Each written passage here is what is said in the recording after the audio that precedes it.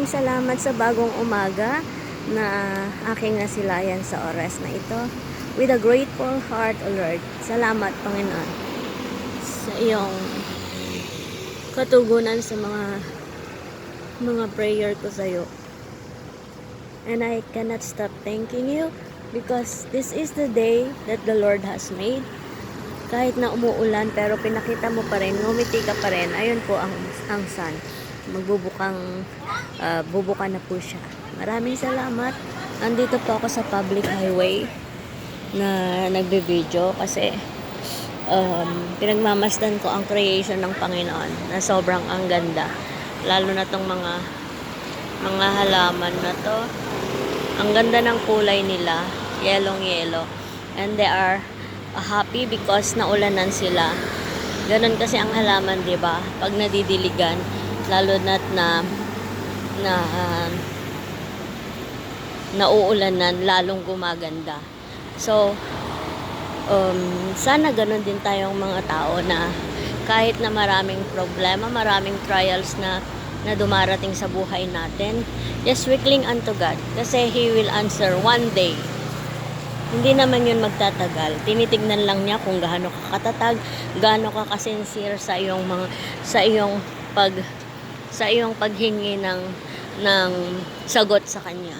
And I praise God kasi may tao siyang ginamit. I was already exhausted for how many weeks now? Almost a month.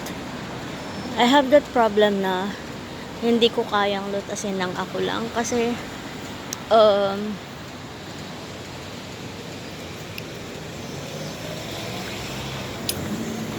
it's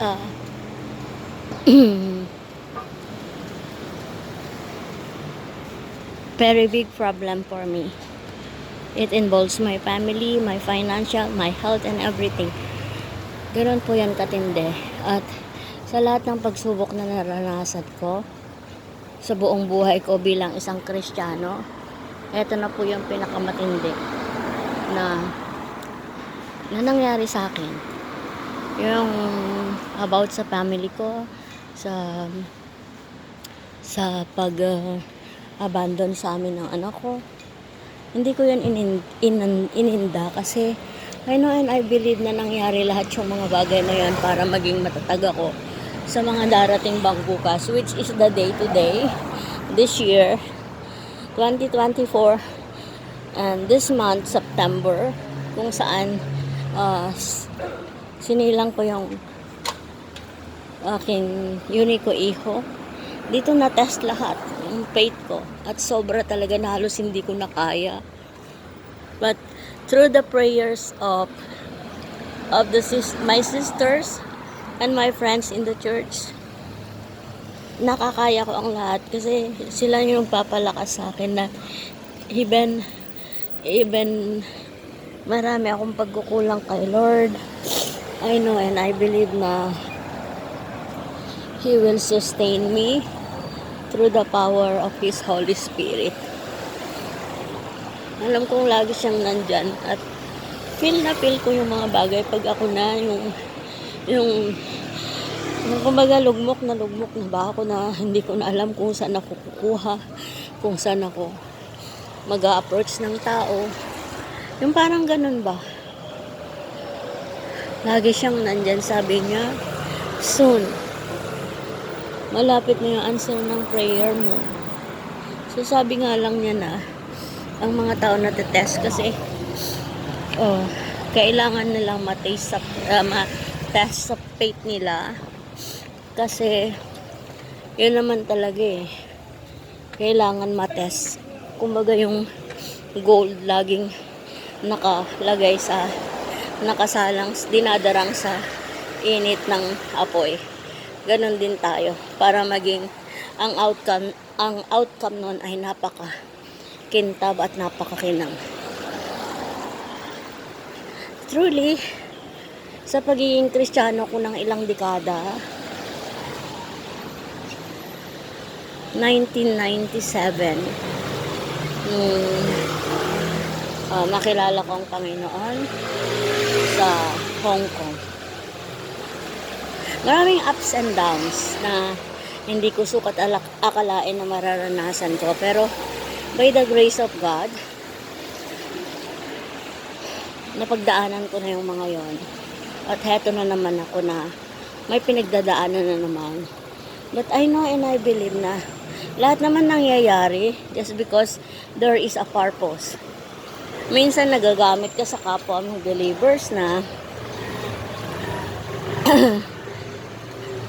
na kailangan mong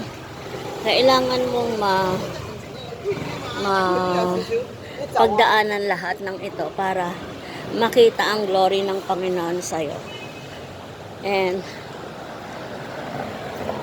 I know na malapit nang matapos yung trials na ito sa buhay ko. God is always in control of everything. At alam na alam ko yan sa sarili ko kasi sa mga pinagdaanan ko sa buhay, lagi siyang nandyan. Na I believe na in the Word of God na ang mga ulila ay para sa Panginoon. Siya yung Father, siya yung nagtitake care sa mga kailangan nila. And I believe in that dahil isa akong ulila.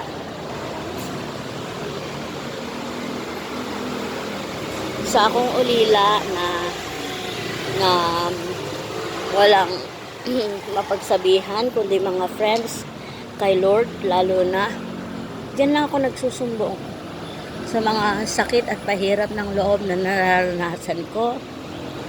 He is my strength. Salamat po sa pag-views. At sana makadulot ito ng magandang aral, ng encouragement sa lahat ng manonood.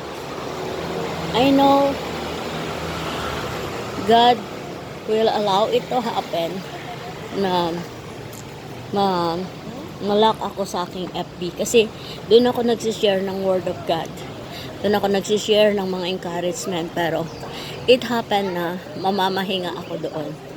And I know that there is time for everything na ma-unlock ulit yun. Salamat sa pag-views po sa aking videos. Thank you for everything. God bless us all.